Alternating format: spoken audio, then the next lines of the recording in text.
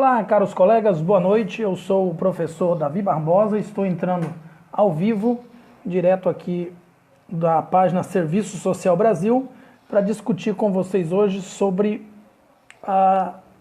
materialismo histórico dialético. Apresentar essa proposta de debate que nós temos constantemente discutido em vários lugares por onde temos passado e temos observado que as pessoas não têm conhecimento deste assunto, não dominam esse assunto. Muitos assistentes sociais, a imensa maioria aí, acredito que 8 em cada 10 assistentes sociais hoje não têm domínio da principal teoria que fundamenta o exercício da sua profissão hoje, defendida pela maioria. Então existem muitas outras teorias, né? O serviço social é plural, aceita outras teorias, isso é importante nessa construção, mas nós precisamos pensar esse entendimento de uma forma mais ampla e entender que essa teoria do serviço social, atualmente, que segue o materialismo histórico dialético, é a mais completa, aquela que tem mais correlação no entendimento e no amadurecimento da profissão. Então é necessário nós pensarmos o serviço social dessa forma, entendermos como ele funciona e conhecermos os escritos de Karl Marx, né? Precisamos ler aí o Manifesto Comunista, Trabalho Assalariado e Capital, os 18 Brumário de Luiz Bonaparte, Contribuição à Crítica da Economia Política, o próprio O Capital, que é o mais conhecido, o mais famoso deles. E eu sempre fico aqui dando uma dica para vocês o seguinte: quando vocês forem ler Marx, vocês precisam, antes da leitura, estarem atentos que os escritos de Karl Marx são polêmicos, difíceis de serem compreendidos, mas não desistam no primeiro passo, logo no início. Não desistam, não desanimem, porque conforme você for lendo os escritos de Marx, você vai entendendo, vai aprofundando. Karl Marx não é o dono da verdade, nós não podemos pensar na ideia da hegemonia do marxismo ou do materialismo histórico dialético no serviço social. Temos que deixar em aberto a possibilidade de alguém apresentar uma teoria que contemple ou some. Em muitos casos, a soma. Não há como ter substituição. Então, o materialismo histórico dialético não é a substituição de nenhuma teoria e não se presume que seja substituído por nenhuma teoria, porque, no momento, quem estuda e sabe disso, não existe nenhuma. Mas pode-se somar com o conhecimento de outras teorias, abordagens de outras teorias. É importante conhecer, é importante ler. A maioria dos críticos de Marx nunca leu nenhum livro de Marx, nunca leu nenhum artigo de Marx, não sabe sequer quem é Marx. Tudo que eles sabem é aquilo que é propagado por aqueles que não aceitam as suas ideias em função da religião.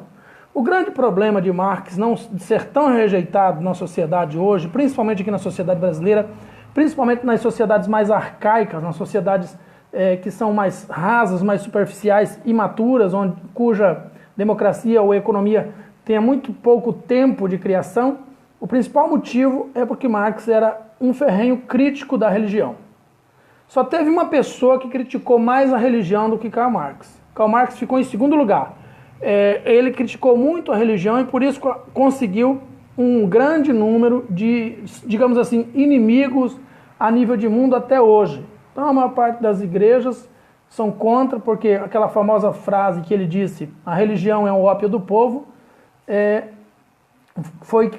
não é a única, mas é uma das principais dele, que gerou tanta inimizade no meio religioso contra Karl Marx. Então, estou afirmando aqui, só existem uma pessoa que criticou mais a religião e deixou isso escrito, essa crítica escrita, mais do que Karl Marx. Somente uma. Então, Karl Marx ocupa aí o segundo lugar na crítica mundial à religião.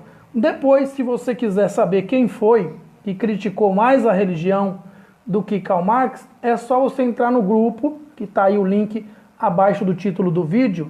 Lá eu vou dizer para vocês quem foi a pessoa que mais criticou a religião, além de Karl Marx, criticou a religião mais do que Karl Marx. Então, voltando para o nosso tema, é óbvio que Karl Marx não falou só de materialismo histórico dialético. Existem muitas outras matérias e teorias que ele desenvolveu dentro dos seus postulados, mas essa que nós vamos estudar hoje aqui é exatamente a teoria do materialismo histórico dialético, que é o cerne, o alicerce atual da compreensão do serviço social. O serviço social é uma profissão que não tem teoria própria, ainda não criou essa teoria, estamos lutando para isso, mas isso ainda não aconteceu. E acredito que quando acontecer, será por meio da junção das melhores partes das teorias, inclusive, principalmente de Marx e o que se somar de outras teorias, porque Marx, obviamente, não contemplou tudo. Eu tenho criticado sempre, tenho dito, uma das coisas com as quais Marx não lidou, não apresentou nenhuma ideia, foi sobre a ética. Então Marx não postulou sobre a ética. E acredito que propositadamente, porque quem está excluído não pensa em ética. Uma pessoa excluída pensa em sobreviver. E quem está pensando em sobreviver, a ética não faz muita diferença para quem está num estado de quase morte, tentando sobreviver à opressão. Então a ética não compõe esse estado de pessoas. Eu gravei um vídeo recentemente falando aqui como surgiu a corrupção e explico isso lá. Então, estado de quase mortes ou um estado de exclusão perene, constante, permanente, leva a pessoa a romper com a ética, com a moral, inclusive com os bons costumes, e viver uma vida dupla, uma vida, de um certo modo, bipolar. Voltando para o tema desta noite, materialismo histórico dialético. Então primeira coisa que nós vamos fazer aqui é dividir as 3 palavras do texto, do tema deste assunto. Materialismo histórico dialético. Primeiro, materialismo. E o materialismo está ligado puramente à forma como as pessoas transformam as coisas materiais no mundo, como elas manipulam as coisas materiais. Como uma pessoa é capaz de chegar a uma mata fechada, roçá-la, queimá-la ou destocá-la, plantá-la, capiná-la e depois colher o resultado dessa plantação. Essa transformação na matéria chama-se materialismo. Uma pessoa é capaz de pegar uma tora de madeira, desdobrá-la em pranchas ou em tábuas para fazer casa ou para fazer móveis, ou outras peças de navio, essa transformação da matéria. E um sujeito consegue fazer o fogo debaixo de uma caldeira, colocar o ferro em pedra, o ferro mineral de ferro dentro da caldeira, derreter e transformar em ferro, e depois transformar em aço. Isso é o materialismo. É muito simples de entender. Então, o materialismo é a capacidade de transformar a matéria em bens de consumo para si ou para outro. E aí vem a segunda palavra, histórico. É a transformação dessa matéria no decorrer da história do ser humano. Como houve essa evolução nessa transformação da matéria. Olha, o homem começou transformando um pedaço de madeira, um pedaço de pau, numa arma, num tacape, e depois transformou esse mesmo pedaço de madeira num arco, numa lança, e mais para frente ele passou a usar a madeira para queimar o ferro, construir uma faca, uma foice, um machado, uma enxada, um arado, e foi evoluindo. Então, materialismo é a capacidade de transformar histórico, essa transformação dentro da história paulatinamente, como é que ela vem se transformando na construção humana. E aí a última palavra, dialético, que é a ideia, os pensamentos em evolução, a ideia em movimento, ou movimento das ideias, ou movimento de ideias, como os antigos filósofos da Grécia Antiga chamavam de movimento de ideias. Então é importante pensar que a dialética não foi criada por Marx. A dialética marxista é diferente um pouco da dialética de Hegel e outros, hegeliana e outros antes dele, porque ela pressupõe a dinâmica das relações sociais, o movimento das ideias do homem para o homem, ou seja, um homem produz para a superação da sua limitação um novo resultado que dará resultado de postulado, ou de comportamento, ou de ação na vida do próximo, e assim por diante. Então é uma troca, é dinâmica. Eu digo A, você diz oi. Eu digo oi, você diz sim. Eu pergunto, você sabe? Você diz eu sei. Então existe aí uma troca de ideias. Então materialismo histórico dialético nada mais é do que a capacidade do homem evoluir na transformação da matéria no período histórico através da troca das ideias e do pensamento entre os envolvidos neste processo. Então um homem descobre que se ele tiver algum meio de oferecer um benefício para alguém, ele pode usufruir da exploração da força de trabalho deste alguém. Então, para que eu possa usufruir da força de trabalho dessa pessoa, eu ofereço um bem. Olha, eu tenho um copo com água e eu ofereço para alguém em troca de um benefício. Essa troca material pode ser justa, equilibrada, tal qual tanto tempo eu demoro para construir um instrumento como esse, é o valor que eu vou pagar por ele, e isso é distribuição justa da riqueza produzida pela transformação material histórica deste item. Porém, eu posso, através da autonegação ou da necessidade de acumulação, dizer que eu gastei o dobro para produzir esse copo e pagar a metade do valor para quem produziu. Então, sem fazer absolutamente nada, eu mando fazer 2 copos desse, pago o valor de um para quem fez e fico com o valor do outro para mim. Aí começa a ideia da acumulação. Quem fez 2, não participou do lucro dos 2, participou do lucro de um. Então, de certo modo, ainda está equilibrado. Uma ideia mais lógica, porque fez 2, eu tive a ideia. Então, recebi pela ideia o valor de um. Quem deu a força de trabalho, a mão de obra, recebeu o valor do outro. Então, foi distribuído meio a meio, ficou, de certo modo, mais justo. Mas eu continuo nesse pensamento de acumulação e percebo que a pessoa que fez 1, a pessoa que fez 2, a pessoa que fez 3, podia fazer 20. Então eu peço para ela fazer os 20 copos e pago o mesmo valor. Dou um copo e acumulo 19. Aí já começa a exploração. Aí já começa o nascimento da ideia de mais-valia de acumulação capitalista. Então o materialismo histórico dialético ele sempre existiu na figura das pessoas. Hoje as pessoas associam muito ao comunismo e ao socialismo, mas de fato ele existe em todas as relações sociais. Onde existem uma ou mais pessoas, o materialismo está presente nessa troca, nessa evolução, nesse crescimento de troca. Nós poderíamos pensar aqui, por exemplo, o feudalismo. No feudalismo, o materialismo histórico dialético existia. Existia um senhor, né, como é o caso hoje de muitos países que as pessoas dizem que são comunistas e socialismo, são mais um modelo de feudalismo. Porque no socialismo, no comunismo, não pode ter ditador, não pode ter governador, não pode ter uma pessoa sobre qual repousa todo o poder e toda a autoridade. Isso tem mais a ver com feudalismo, com monarquismo. E essas pessoas podem se apropriar de uma aparente ideia de socialismo, de comunismo enquanto partido político, e implantar isso no país e dizer, nós somos comunistas. Mas na prática do comunismo científico não ter relação nenhuma com o comunismo científico. Então, ela se parece mais com o feudalismo, em que a nação toda está em torno de uma pessoa que é o milagre, que é o Messias, que é o profeta, o mito, o ditador, o chefe maior da nação, o general, o capitão, né? E eles têm toda a capacidade de resolver o problema das pessoas.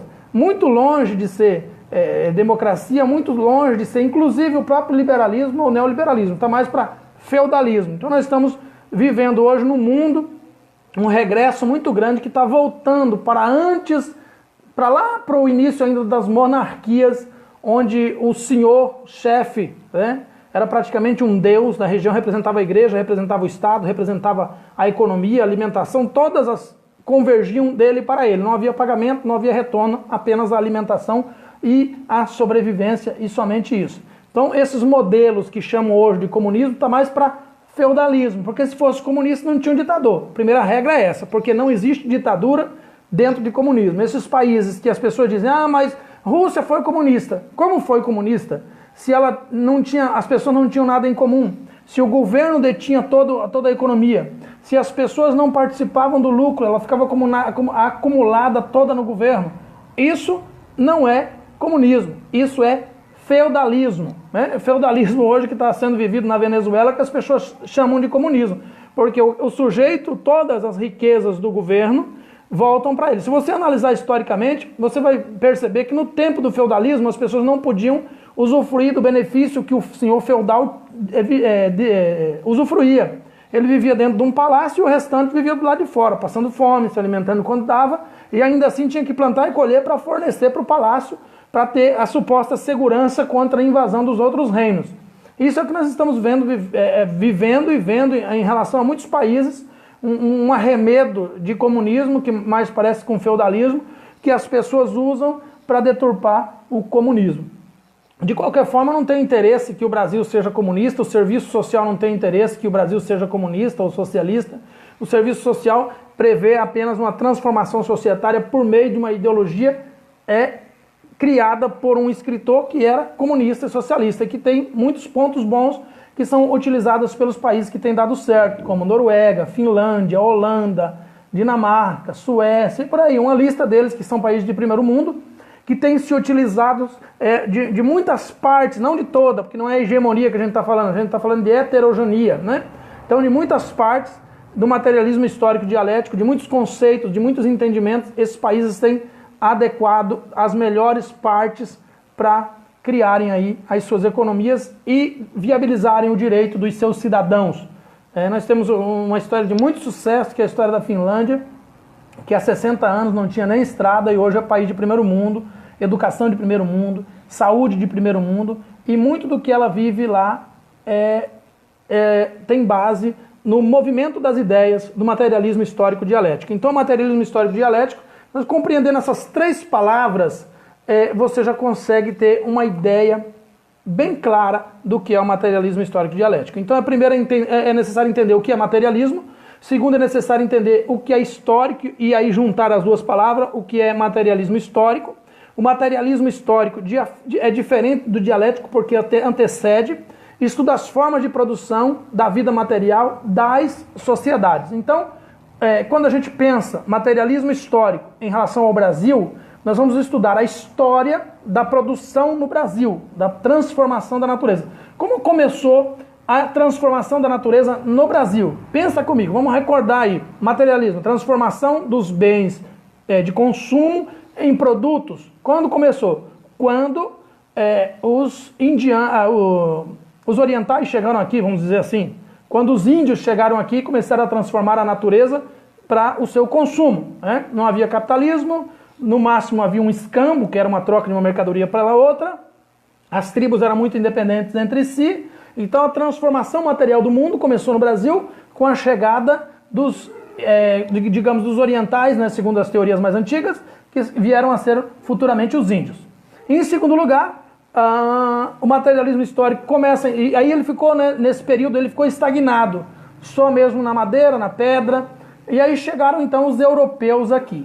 E aí houve uma grande transformação no materialismo histórico do Brasil, porque os europeus vieram para cá para roubar, né, na palavra mais absurda que se pode ter, mas essa é a verdade, para expropriar esse continente, das riquezas desse continente para levar para a Europa. Então eram ladrões, a palavra mais clara, são ladrões, piratas, expropriadores. Vieram para cá e começaram a expropriar os índios.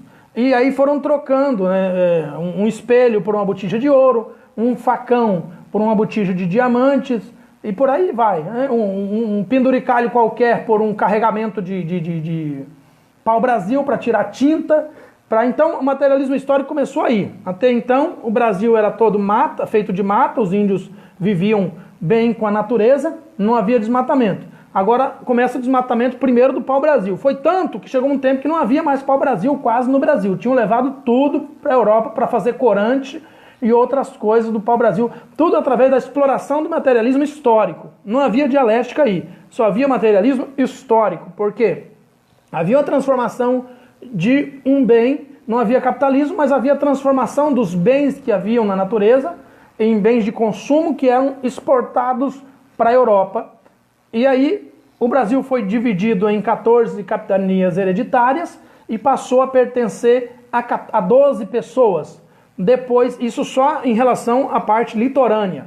Depois, aprofundando para dentro do Brasil, foi dividido novamente em 14 sesmarias e pertencente novamente a 12 pessoas. Então nós temos aqui o Brasil dividido em 28 pedaços, pertencendo a 24 pessoas. E o restante? O restante era força de obra, o restante era força do braço, era força braçal, mulheres, índios. Aí começou a escravidão, foram 388 anos de escravidão no Brasil.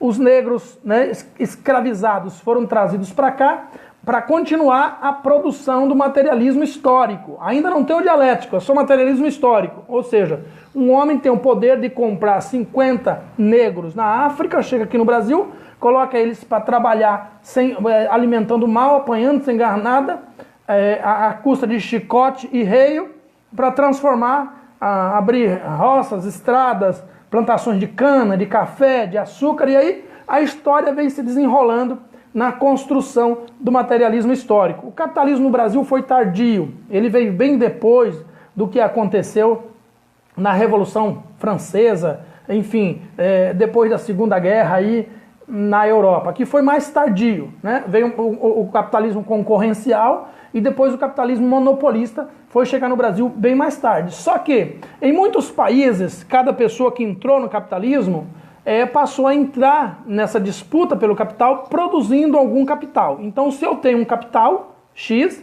eu posso, com esse capital X, produzir outros 2 capital X por meio da troca, da compra e venda e participar do produto dessa transformação material do mundo.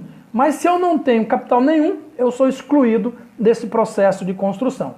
E aí nós vamos ver o Brasil pertencendo a 12 pessoas, vamos ver o Brasil pertencendo a 24 pessoas, depois veio a época do ducato e do baronato, em que pessoas compravam o título de duque ou de barão, ou alguma outra coisa por aí, e algum outro título, e passava a ser dono de um determinado pedaço, de uma determinada quantia de terra, de uma determinada quantia de escravos, de uma determinada quantia de empregados. Ele era o detentor da riqueza. Então a história do Brasil, ela vem com base na desigualdade, na exclusão social e na acumulação de riqueza na mão de poucos. Hoje os grandes latifúndios do Brasil estão na mão de poucos, enquanto a maioria é excluída desse latifúndio. E eles dizem assim, construir com o suor do meu rosto.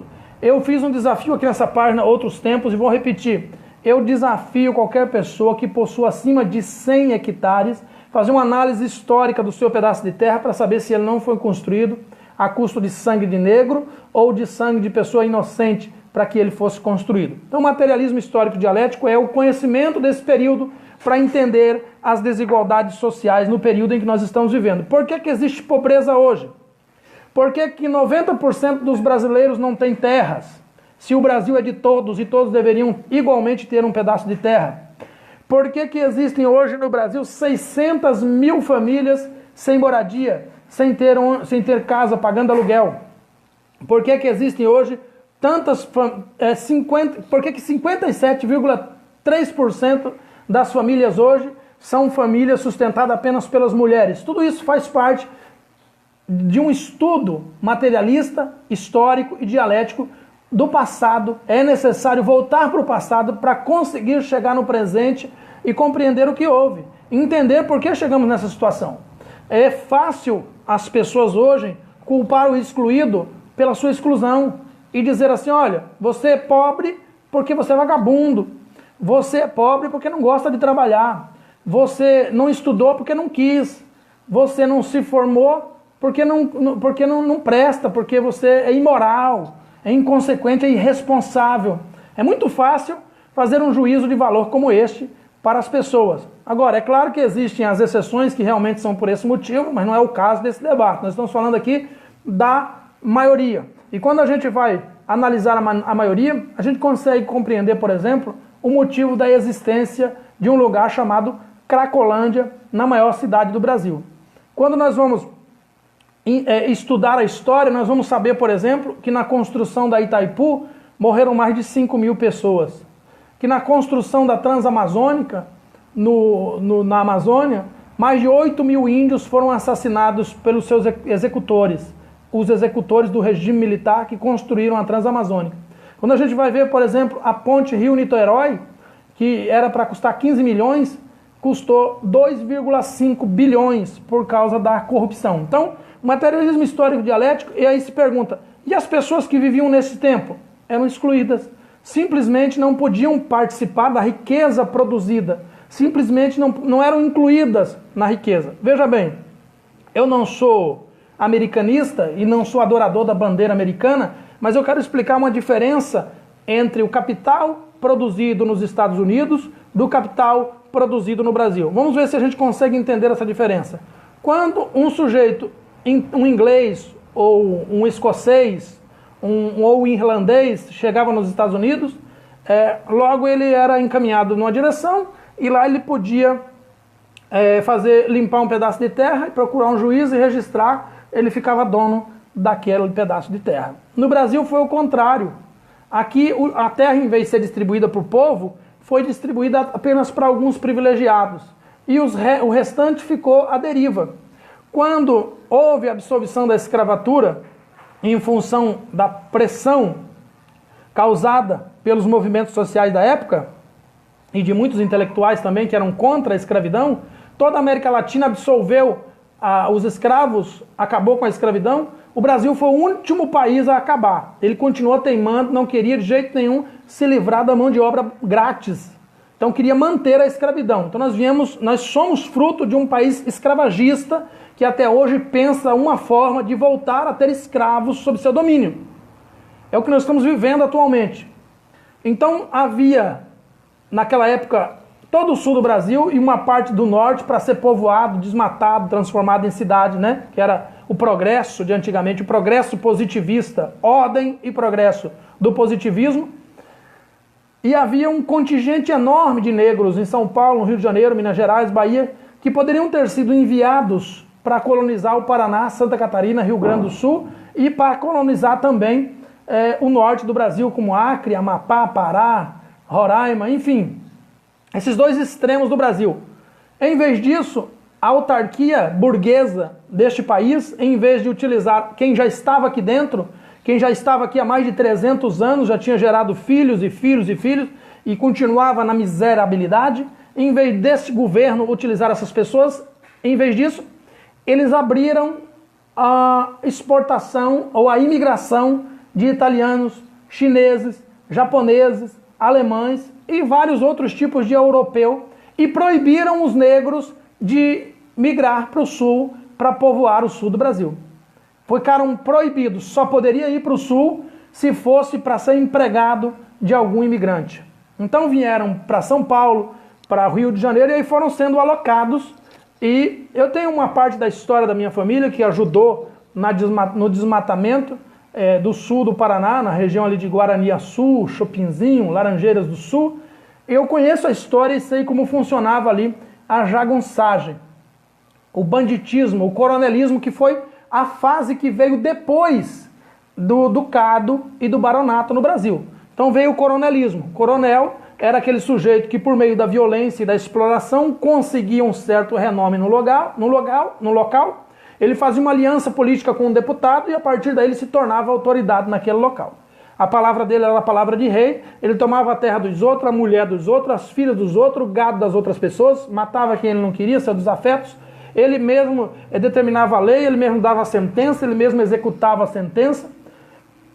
E a maioria das pessoas não tinha documento da terra, ele simplesmente chegava e dizia, essa terra é minha, e lá registrava. Como ele tinha acesso às autoridades, facilmente ele tinha como registrar. Então conheci, minha família se juntou, e a minha família era muito grande, cerca de quase 200 homens no total. Meu bisavô teve 29 filhos, meu avô teve 27, os irmãos dele tinham mais ou menos a mesma quantia, meu pai também teve 27 filhos. Não com a mesma mulher, de várias mulheres, mas teve 27 filhos. Então eu fui, no caso aí, deixa me ver, o 24º filho, se não me engano, ele teve mais 5 ou 6 depois de mim. E minha família toda era assim, 21º eu acho. Minha família era toda assim, de muita gente. Então eles se juntaram e conseguiram manter um pedaço naquela região, mas para isso custou a vida de muitos do outro lado, né, vou dizer assim, naquela disputa de jagunçagem, e muitos do lado de cá também. Morreu gente dos dois lados. Mas os jagunços dos coronéis que chegaram naquela região não conseguiram, pelo menos de primeira instância, a tomar as terras da minha família. É claro que ao longo do tempo eles foram criando pressões e outros tipos de politicagens e acabaram tomando ao longo do tempo. De modo que meu pai trabalhou naquela região para um rico fazendeiro durante dos seus 84 anos, ele trabalhou mais ou menos uns 50 para esse fazendeiro. Quando, há 3 anos atrás, ele se encontrava numa situação precária de saúde, eles o mandaram embora e não deram a ele nem mesmo uma telha para ele colocar sobre a cabeça. Não deram direitos, e quando eu procurei a justiça daquele lugar também negou o direito, tal qual a República de Curitiba, que defende só os latifundiários e apenas aqueles que têm pensamento de direita. Então voltei para o Paraná, comprei um pedaço de terra, construí uma casinha, coloquei meu pai para passar seus últimos dias de vida, e também contratei uma enfermeira para cuidar dele nos seus últimos dias de vida. Então nós estamos falando, e eu sou paranaense, nasci no Paraná, conheço Santa Catarina, conheço o Rio Grande do Sul, são lugares lindos, tem pessoas maravilhosas lá, não são muitas, mas tem, gosto das pessoas de lá, porém, A cultura daquela região é uma cultura seguinte: se você nasceu pobre, você tem que morrer pobre. Se você nasceu rico, é seu direito ser rico, não importa o que você tenha que fazer para isso. É cultura daquele lugar, com todo respeito, não estou querendo com isso ser misógino ou preconceituoso, é cultura. Quem quiser conhecer, é só chegar naquela região que você vai descobrir isso. Santa Catarina, minha família, Andréia Cândido, mora toda aí em Guaramirim, Jaraguá do Sul, nessa região aí. São lugares lindos. Então, voltando para a questão do materialismo, então nós estamos conhecendo o que aconteceu no Brasil, né? Vamos falar, por exemplo, da construção. Andréia Cândido, se você nasceu pobre, a cultura daí é que você continue assim, não mude, porque você é a força de trabalho, a mão de obra, a força de trabalho da região. Não pode mudar. Se você mudar, eles perdem a força de trabalho. Ou seja, se você é doméstica, tem que ser a doméstica a vida inteira, porque eles vão precisar dos seus serviços domésticos, e na hora que você não estiver lá, como é que eles vão resolver a vida deles? Como é que eles vão dormir até 10 horas? Quem é que vai lavar a bunda das crianças deles? Quem é que vai lavar as cuecas deles cagada, né? Então tem que ter a doméstica sempre. Nasceu doméstica, tem que ser a doméstica para sempre. Infinitamente doméstica, né? Então é uma compreensão de mundo um pouco diferente. Então, voltando agora para entender o materialismo histórico dialético com relação à construção das grandes comunidades, outrora chamadas de favela, que agora, na nova construção teórica do empoderamento, nós estamos chamando de comunidade. Isso é materialismo histórico dialético para compreensão. Como é que surgiram as comunidades no mundo? O surgimento das comunidades no mundo, o surgimento das favelas no Brasil. Elas têm o mesmo surgimento. Elas têm a mesma gênese, desigualdade social. Onde há desigualdade, há surgimento de favela. Por quê? A desigualdade pré-estabelece que o sujeito não tem direito a terras, porque a terra é do latifundiário. Ele não tem direito sequer a ter um lote de terra na cidade para construir uma casa. Então ele vai invadir alguma região que está abandonada, vai ocupar, né? Não é nem invadir o termo que se usa, vai ocupar, porque a terra é de todos os brasileiros. As terras brasileiras são de todos os brasileiros. Um acesso, um pedaço de terra para construir uma casa. Um argumento, eu trabalho, eu construo minha vida aqui, eu tenho esse direito. Então, começou por base na exclusão e principalmente no êxodo rural. Surgiram as capitais, o governo investiu nas cidades e não investiu no campo, as pessoas do campo abandonadas e sem conseguir o mínimo para sobreviver, atraídos pela... Voltou o sinal. Então, caiu, voltou, Givanise. Ok? Então, a compreensão do surgimento das favelas deu-se em função do êxodo rural. O governo investiu nas capitais, não investiu no campo, e ao não investir no campo, ele supervalorizou na ideologia do capitalismo a moradia na cidade. Não construiu escolas e faculdades para alcançar e oferecer uma qualidade de vida digna aos trabalhadores do campo. Eles acabaram indo para as cidades. Agora, eles saíram do seu território sem saber o que fazer nas cidades. Chegaram lá sem qualificação, sem profissão, sem moradia e não tinham para onde ir. E também não tinham trabalho, não tinham meios de sobreviver. Então passaram a trabalhar de forma informal. Isso é desde muito tempo, desde quando começou o acúmulo nas grandes cidades, né? E em função disso ficaram marginalizados. Participaram, né? Pode-se dizer que São Paulo e o Rio de Janeiro hoje, os dois estados mais misóginos do Brasil, mais preconceituosos do Brasil em relação principalmente a nordestinos, São Paulo e o Rio de Janeiro foi construído à custa de suor de nordestino, né? Então, o materialismo histórico dialético vai mostrar que grandes levas de nordestinos foram para São Paulo construir a capital e foram excluídos do processo da sua construção. Foram jogados para a margem. E conforme a cidade vai avançando, a margem também vai se afastando um pouco mais. Ora, quando eu encontro uma solução para uma determinada comunidade e eu civilizo, abre aspas, civilizo, né?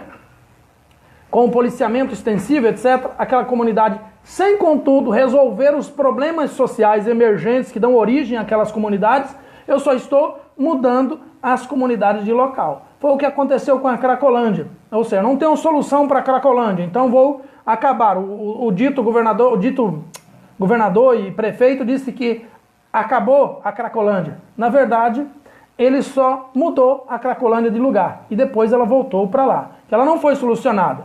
O mesmo se pensa a respeito da existência das comunidades no Brasil. Elas são frutos dessa exclusão social, elas são um produto dessa transformação da sociedade, essa ilusão criada pelo capitalismo que atrai as pessoas para a capital. Chegando na capital, a pessoa não é incluída no meio social, ela é excluída, e ao ser excluída, só sobra para ela construir um barraco de palafita, ou de papelão, ou de compensado numa favela, e de lá, de alguma maneira, tentar sobreviver. E aí você começa a entender por que é que o Brasil é corrupto. O Brasil é corrupto porque a imensa maioria dos brasileiros foram colocadas sob pressão durante 500 anos, passando de pai para vida, uma vida de pai para filho, uma vida de exploração, de exclusão, de fome, de miserabilidade, de pressão o mês inteiro, o ano inteiro, mal consegue comprar um calçado para um filho, mal consegue colocar um filho na escola, mal consegue pagar a feira de mercado no fim do ano, mal consegue sobreviver. Não espere que uma pessoa que mal consegue sobreviver, num determinado momento da vida, não vá se rebelar. Aquela primeira pessoa que veio do interior, com base na cultura que lá tinha, da abundância, da honradez e do respeito, pode até aguentar ao final da vida, honrando e seguindo os princípios daquele respeito, daquela construção social que tinha no campo. Mas aquele outro menino que nasceu lá dentro da favela, que nasceu passando fome, que cresceu passando fome, envelheceu passando fome, não terá patrimônio cultural para passar para o seu filho, e o filho dele não terá para passar para o outro filho. Nós teremos então uma sociedade de pessoas excluídas, e nesse processo de exclusão foram alienadas das virtudes, da moralidade, da ética e daquilo que se chama de bons costumes. Muitos frequentam a igreja não na intenção de melhorarem a si mesmos, mas só para encontrar um alívio do sofrimento. Não há transformação, não há geração de virtudes, como diria Sócrates e Platão. Não há a formação de uma estrutura moral no pensamento comportamental. Há apenas a fuga. E aí nós entendemos o que queria dizer Karl Marx. É apenas uma fuga, é apenas uma anestesia, é apenas o ópio do povo. Foi isso que Marx disse. A religião é o ópio do povo, porque na época de Karl Marx, na época em que ele escreveu, mulheres, homens e crianças trabalhavam 16 horas por dia por um pão. Por um pão. Entre eles, eram 3 pessoas que trabalhavam pelo pão. Se fosse uma pessoa só trabalhando pelo pão, não tinha que trabalhar o pai, a mãe e um filho pelo pão. Ou então, se trabalhasse muito, a metade do pão era o salário pago. Então nós estamos vendo a história. Marx disse isso lá, porque ele conhecia a realidade dele, ele escreveu quando vivia isso lá. Havia minas de carvão, fábricas de curtume de couro, de tecido, de armas para guerra. As pessoas trabalhavam nesse lugar, quando ele escreveu. E as pessoas vinham para o trabalho, ganhavam o seu pedaço de pão, ia para casa, comia, não tinha dinheiro para comprar um sabão para se higienizar, não podia tomar banho. Então elas iam para onde? Se encontrar na igreja, para poder encontrar uma fuga, para poder se aliviar. Estou dizendo que religião é ruim? Não. Religião é uma coisa boa, mas quando praticado de forma correta. Infelizmente, no Brasil, está bem longe de estar correto na sua imensa maioria. O materialismo histórico dialético inclui, mas não só, inclui o conhecimento da educação, da construção da educação do Brasil, da construção da economia do Brasil, da construção da política no Brasil, da construção religiosa do Brasil. Todas essas filosofias de vida precisam ser conhecidas e dominadas pelo assistente social que vai trabalhar com o materialismo histórico dialético. Vamos discutir, debater profundamente. Então, eu não tenho como aprofundar cada um dos temas de forma dominante, mas eu posso falar de forma resumida cada um deles. Vamos falar começando pela educação. Materialismo histórico dialético da educação. A educação no Brasil começou por meio dos jesuítas, que vinham para o Brasil para catequizar os índios e acompanhar os brancos católicos que já vinham para cá. Então, foi um dos principais instrumentos de acumulação capitalista. Chegou no Brasil e gananciosamente levou muito ouro, muito diamante, não só daqui do Brasil, da África, em muitos lugares, foi a Companhia de Jesus, né? Os jesuítas. Também trouxeram algumas coisas boas, abre aspas, né? Que foi as primeiras escolas que surgiram no Brasil, que foram trazidas por missionários jesuítas. E depois disso, a história da educação, então, ela veio ser bancária, catequética, religiosa, né, confessional, e assim foi até bem recentemente. E agora as pessoas vêm falar pra gente em escola sem partido. Veja só, que coisa incrível, né? Então, resumidamente, nós passamos pela educação bancária, criticada por Paulo Freire, e em que o sujeito é uma tábula rasa, um baú, e o professor é o detentor do conhecimento para depositar, até chegarmos, mais recentemente, no que é chamado de construtivismo, em que o aluno tem que, e esse é já um amadurecimento das ideias de Paulo Freire, que o aluno tem que participar da construção do seu conhecimento. O aluno é partícipe da sua construção, ele tem que descobrir junto. Ele e o professor são parceiros na construção desse conhecimento. Isso já é uma ideia mais marxista, mais de liberdade, mais avançada, mais evoluída, em que o conhecimento prévio do sujeito é valorizado, a essência do ser tem o seu valor a ser considerado, precisa ser respeitado, e parte-se então da cultura pré-existente na vida do sujeito para, a partir daí, construir novas pontes, interligando novos conhecimentos, sem desrespeitar o conhecimento prévio do sujeito. Não é mais aquela escola confessional, agora é uma escola que forma alunos críticos, pensantes, capazes de pensar a sua realidade, capaz de desmistificar a sua realidade. Então, basicamente, assim, de forma bem resumida, esse é o materialismo histórico dialético da educação, mas é claro que haveria de fazer muitas mais ponderações para aprofundar o tema. Voltamos para a questão da economia. Materialismo dialético, histórico dialético, econômico do Brasil. O Brasil pertencia a Portugal. Então, todo o que ele produzia, até hoje tem dívida ainda da coroa portuguesa, tinha que ser remetido a Portugal. Depois, primeiro pertenceu aos índios, né, obviamente. Depois passou a pertencer a Portugal. Depois o Brasil não pertencia mais a ninguém, né? Houve aí a proclamação da independência, porque o Brasil já estava exaurido, não tinha mais bens a ser expropriado, então Portugal decidiu se livrar dele, declarando aí a sua independência, depois de exauri-lo, né? Depois de exaurido, o Brasil, para poder sobreviver, teve que começar a fazer empréstimos. Então a economia foi gerida assim, em torno do rei, em torno do imperador, e depois, quando começou a república, ainda sem capital, a economia brasileira era liberal. Nossa economia nasceu liberalista, não é neoliberalista, é liberalista, Estado zero, sem investimento nenhum em nenhum tipo de instituição pública. O Brasil não tinha instituição pública, só fazia arrecadação. No Brasil República, em função da revolta de Canudos, e a revolta de Canudos aconteceu exatamente por causa disso, e não foi só, muitas outras revoltas aconteceram, porque a República não dava retorno a ninguém, ela só tirava. Era um governo extremamente liberal. Colhia o imposto, e quem acompanha a história sabe que os polícias daquela época, os chamados macacos, chegavam nas fazendas como verdadeiros bandidos jagunços, matavam, assassinavam, estupravam, queimavam e levavam o que queriam. Se comportavam muito pior do que os cangaceiros do Nordeste. Muito pior. Não que os cangaceiros tenham sido realmente grande coisa boa, né? Vamos assim dizer. Mas o próprio cangaço foi uma revolta a esse tipo de comportamento da República. E não foi só o cangaço. A jagunçagem, em muitos aspectos, também era assim. Então, uma das formas que o coronel tinha de tomar as terras de um agricultor que morasse perto dele era denunciando aquele morador para a República como um sonegador de imposto. Então, os macacos vinham, tomavam tudo que aquele morador tinha, e o morador, sem nada, tinha que recorrer ao coronel por um empréstimo.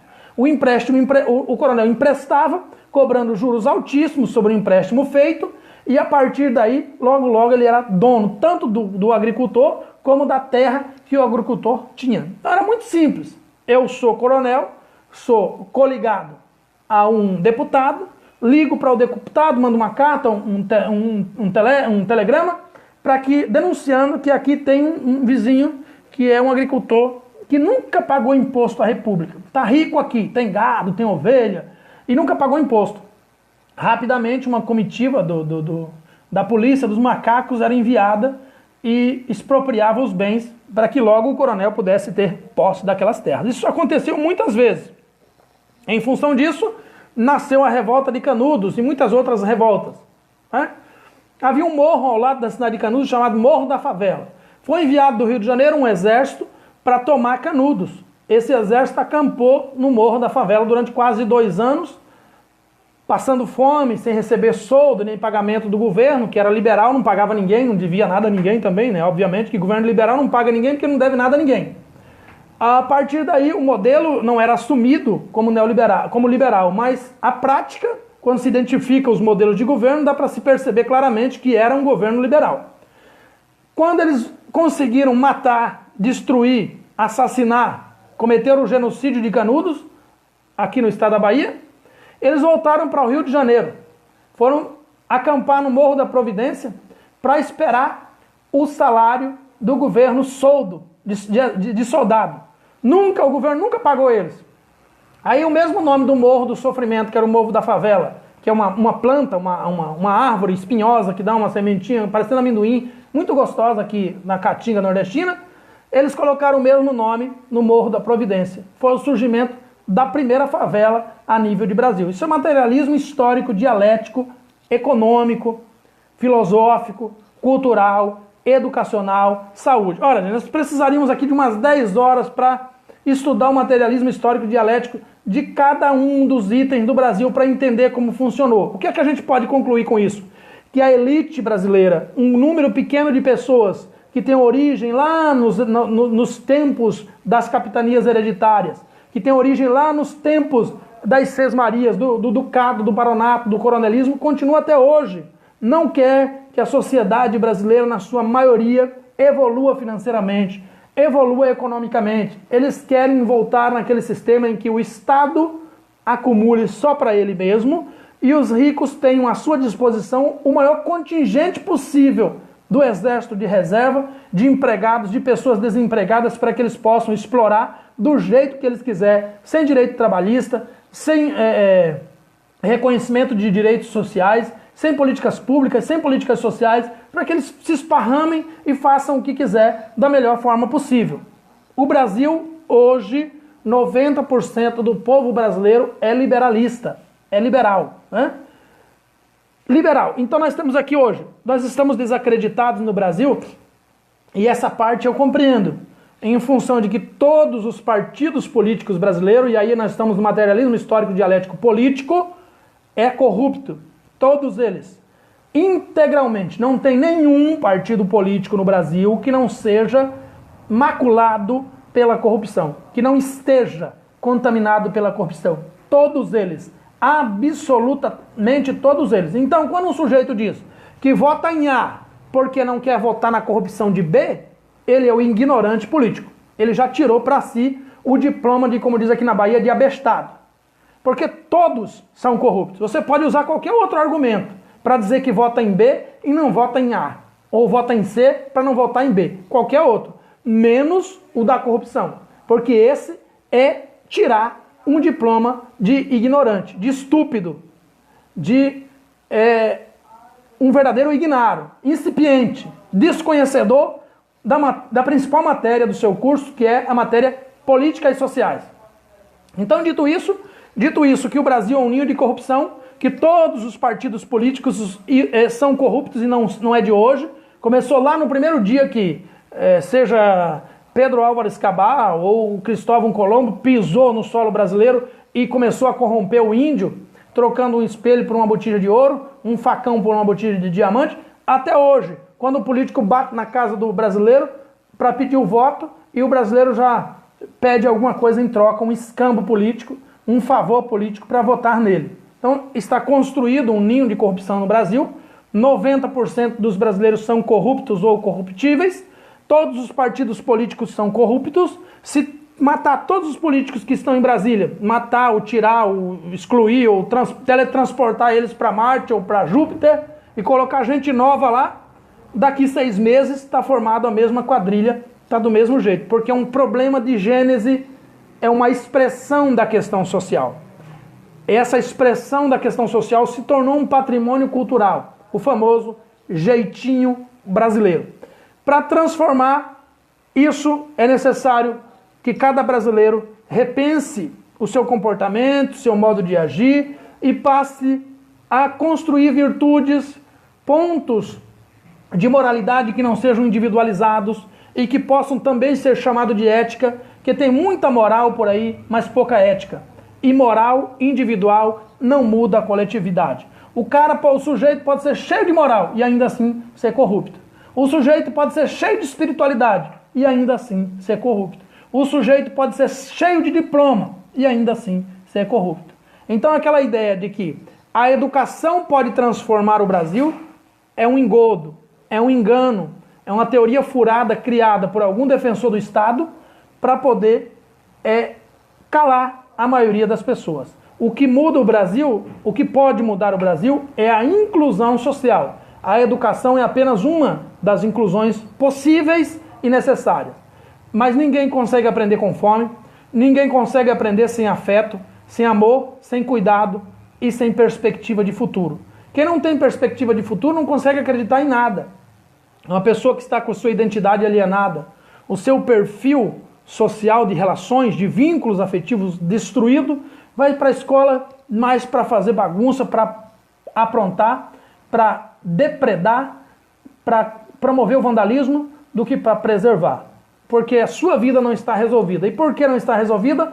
Porque ele faz parte de um processo de exclusão. O Brasil é um país onde as pessoas vivem tristes, vivem amarguradas. Materialismo histórico dialético. Quais são os países que vivem felizes? Os países que estão próximos do país de primeiro mundo. Ao viver uma situação de exclusão, ninguém vive uma situação de exclusão. Eu estou falando aqui com a classe profissional de assistentes sociais. Nós temos hoje mais de 200 mil profissionais do Brasil, nem a metade está empregado. E a grande maioria está se queixando. Não consigo emprego, não consigo trabalho, não consigo emprego, não consigo trabalho. Lamentavelmente, com esse novo modelo de governo liberal que nós estamos prestes a inaugurar, a perspectiva é diminuir as frentes de trabalho e não aumentar. Nunca funcionou em lugar nenhum. Vamos ver o que é que vai acontecer no Brasil. Os brasileiros pagaram para ver, agora eles vão ver. Essa culpa eu não carrego, disso eu não participei, estou aqui para fazer resistência, para dar aula se for preciso e para explicar como podemos resistir para não perdermos os direitos que levamos 500 anos para conquistar. E vamos perder pelo menos a metade deles. Já está em pauta muitos direitos conquistados arduamente pelos movimentos sociais que foram desprezados, principalmente aqueles relacionados à CLT, relacionados à Previdência e a muitos outros direitos sociais. O liberalismo não funcionou em lugar nenhum do mundo e o neoliberalismo também não. Não funcionou em país nenhum. Os países que são liberalistas, conhecidos como liberalismo social, que é o caso da Holanda, eu falo entendendo, conhecendo do assunto. Não estou especulando. É o caso da Holanda, liberalismo social é praticamente uma cópia do materialismo histórico dialético. Quem quiser conhecer o liberalismo social, pesquisa aí, liberalismo social no Google, você vai ver que é praticamente uma cópia do materialismo histórico dialético, divergindo apenas em 1 ou 2 pontos dos mais de 20 pontos. Os outros 17 pontos é idêntico ao materialismo histórico dialético. Mas quando se pensa num Estado liberalista ou neoliberalista, nunca deu certo em país nenhum do mundo. Vamos ver no Brasil. Quiseram testar aqui, já tinham testado, né? Já tinham testado, porque a gente já teve isso. O Brasil é 90% liberal, em função da religiosidade, do alto nível de religiosos, né? De religiosidade que existe no Brasil, muito longe de serem cumpridores da religião, são apenas gafanhotos, usurpadores da religião, que se aproveitam da religião para serem detentores do poder econômico e explorar outras pessoas, muito longe desse princípio de conversão ser gerador de virtude, mas pelo menos uma fuga psicológica e uma oportunidade de conquistar a prosperidade, de mudar de vida no aspecto financeiro e não no aspecto virtuoso, né? Que no Brasil, infelizmente, 9 a cada 10 religioso está apenas à procura de uma vida melhor no sentido material e não no sentido espiritual e muito menos no sentido virtuoso. Então, voltando aí, devo o meu respeito a esses 1 de cada 10 que procuram a religião em busca de virtude, em busca de paz interior. Meu respeito, minhas considerações a vocês, né? Não incluo vocês de forma alguma no restante, que está apenas para ser mais um instrumento de acumulação capitalista, para explorar pessoas, para tirar o dinheiro das pessoas, para empobrecer as pessoas, enquanto as pessoas estão comendo feijão puro com farinha em casa. Os líderes dessas grandes corporações religiosas estão viajando para o exterior, andando de carro importado, de roupa importada, perfume importado, não estão nem aí para o coitado do membro que está morando numa casa de aluguel, sustentando seus filhos com muito sufoco, com muito esforço, com muita dificuldade. Então, tudo isso um dia vai aparecer. As pessoas, eu acredito na espécie humana. Então, eu estou falando isso para vocês porque eu acredito. Se nós tínhamos uma compreensão de materialismo histórico dialético para conhecer, compreender e absorver a transformação dos bens materiais em bens de consumo no período histórico e a transição, a dinâmica, o movimento dessas ideias do futuro para o passado, do passado para o futuro e no presente, nós precisamos agora estar muito mais aparelhados, instrumentados, ética e politicamente, para combater os retrocessos. Então eu conto com vocês, assistentes sociais do Brasil, aqueles que têm somado com o materialismo histórico dialético, que compreendem que a única forma de incluir o sujeito é através do empoderamento, do protagonismo, e utilizando aqui algumas palavras do liberalismo, da empatia, da simpatia também é necessário. Por isso que eu digo que sempre há a possibilidade de você aproveitar algum fragmento de alguma possível outra teoria e incorporar. Mas não existe outra forma de incluir o sujeito, senão através de transformar o sujeito num sujeito político. Quer seja no meio educacional, quer seja no CRAS, no CREAS, no CAPES, no NASF, enfim, em qualquer instituição, no INSS, em qualquer instituição que você trabalha. Não se esqueça, você não está ao lado do Estado, você não está ao lado da política pública, você está ao lado do trabalhador, do usuário da política pública. Esta é uma profissão não neutra, uma profissão parcial, uma profissão que fica ao lado do excluído,